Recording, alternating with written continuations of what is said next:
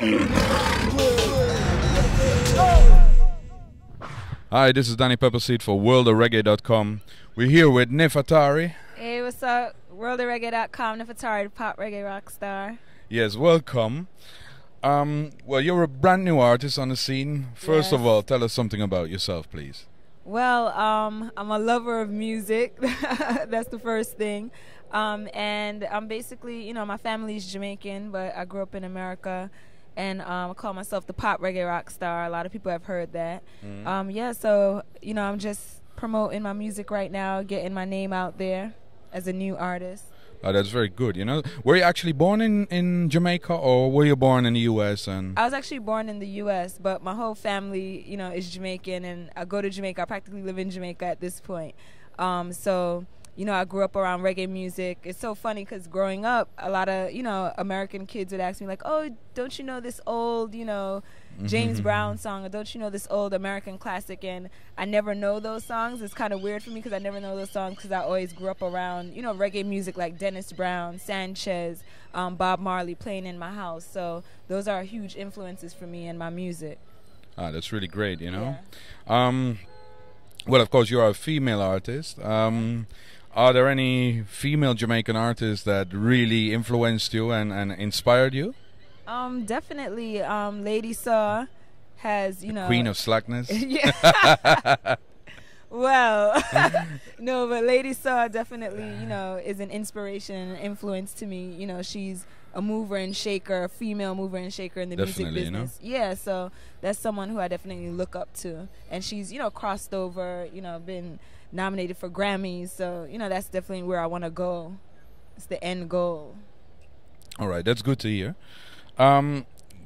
Well, your artist name is Nefatari. Is that your real name as well? Yeah, Nefatari is my real name. It's funny, everyone asks me that. Nefatari is my real name. It's derived from Nefertiti, the Egyptian queen. And my parents are Rastafarian, so all of my brothers and I have African names. So, yep, it's my real name.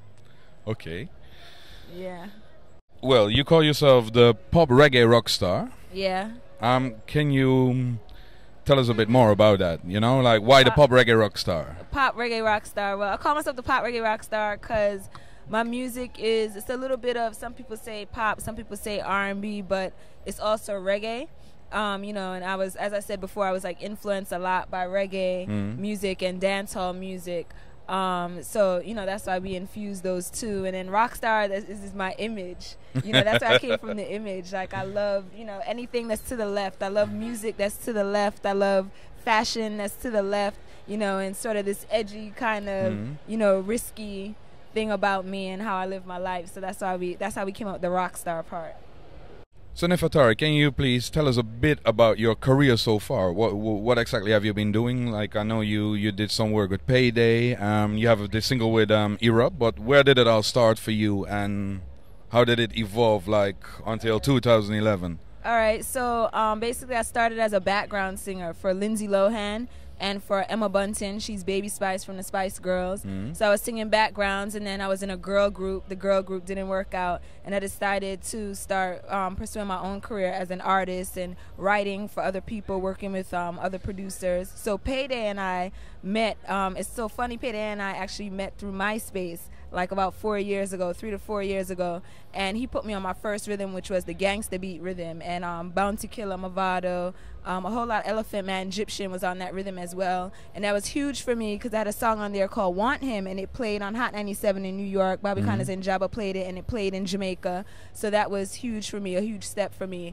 And then from there, fast forward to now, Erupt and I met in the studio a couple years ago, and we've been friends for a couple years now. And Erupt is making his comeback now, and I'm pushing myself out there as a new artist right now. So we just did a song called Taking Over, which is sort of where we're both at in our careers right now, about taking over. We did that with Lion Brothers Productions, and then I have my new song with Payday on the Victory rhythm called Be Your Baby, which is, a great song, kind of very international song. So that's kind of my, my journey up until 2011. Yeah, so what really inspires you to write your songs? Well, a lot of my songs, mostly all of my songs, are basically inspired by my own life. I write about, experiences that I've gone through or experiences that, my friends have gone through. So, yeah, it's basically about everyday life, whether it's about, a boy that I like, or, a heartbroken love song, or about, being independent. It has something to do with my own life experiences. Okay, that's great. Which part of America did you grow up? I grew up in New York and Queens and Long Island. All right, Yeah. so that Queens, they have like a pretty big Jamaican community over there. Oh yeah, Queens has a huge Jamaican community. Nicki Minaj, a huge Caribbean community. Period. Nicki Minaj came out of Queens. And a lot of Jamaicans live in Queens. It's almost like little Jamaica, New York, and then also Long Island has a bit of a big Jamaican community too. Busta Rhymes came out of there, and his whole family lives there. So yeah. Queens, of course, like home for VP Records as well. Yeah, correct, on Jamaica Avenue. Yeah. VP Records is out there. Yeah.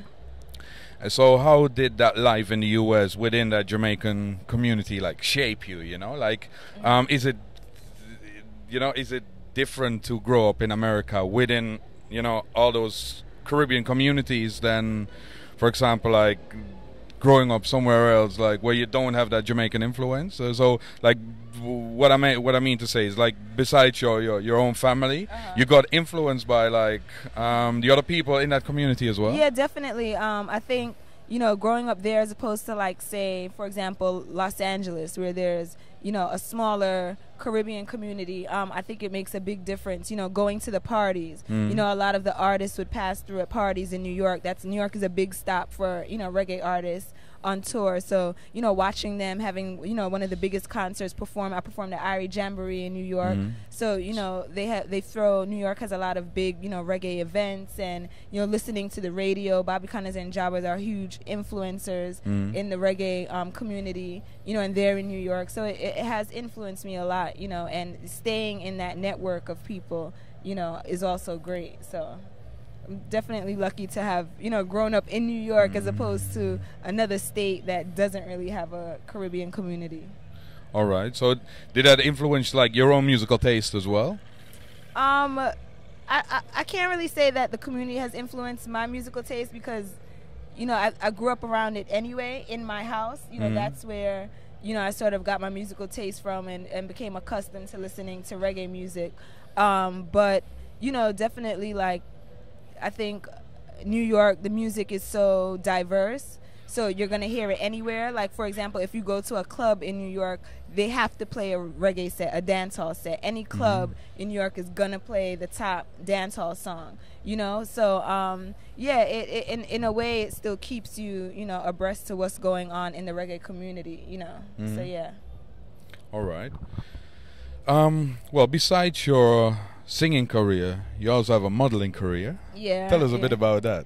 Yeah, well, before the music, I started out as a model. I did some work with Tommy Hilfiger on runway, and was featured in Dell Computers ads and Vogue magazine, Glamour magazine.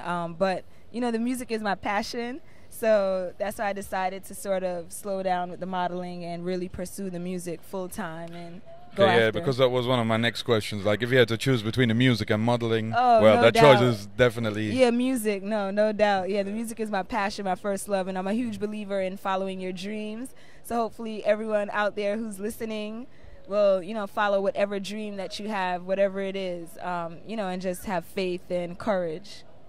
What can we expect from Nefatari, like, let's say, in the next year?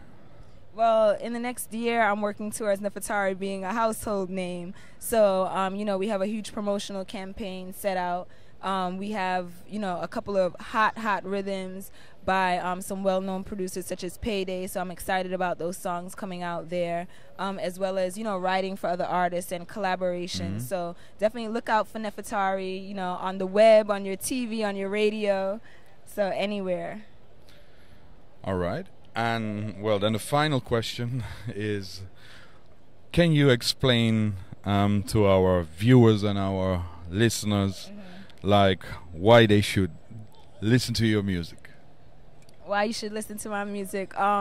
because it's just fresh. It's a fresh, hot, new sound. You know, it's relatable. Anything you're going through. You know, the thing I love about music is that anytime I hear a song, I can always date it back to an event that happened in my life. And, you know, my music is just about real music of, you know, any girls or any young person's experience in life, you know, right now. So I think the key is that it's relatable to your own life, and it's hot. The music is just hot. Like, you just want to move your head to it or dance to it, and you know it's relevant right now. And I think it's a needed fresh sound right now for music. So make sure you listen to Nefatari, Google it, YouTube it, and check it out. All right, thanks a lot for your time. Thanks, and for talking to us on worldofreggae.com. All right, worldofreggae.com. The day that your pockets go empty, World of Reggae, you're the one I'ma call on. I can be a solid rock, I can be a soldier. I'ma be your baby. Yeah, it's your girl Nefatari, the pop reggae rock star, with my website, worldofreggae.com. Make sure you keep it locked. I'ma be a soldier. I'ma be a baby. Hold me tight, boy. If you know it's good, you treat me right.